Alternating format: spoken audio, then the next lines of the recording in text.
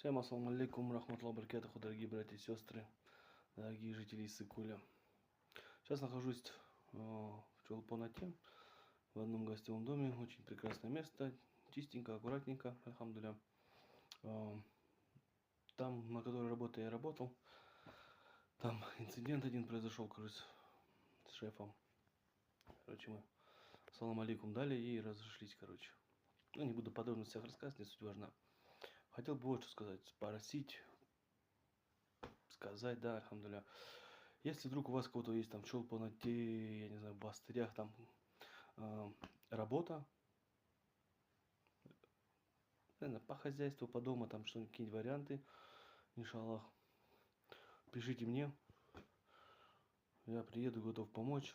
Мне просто на сезончик надо поработать, иншаллах, и потом хочу уехать в Саудовскую Аравию. Поэтому всем ассаламу алейкум, буду рад вас снова всех видеть.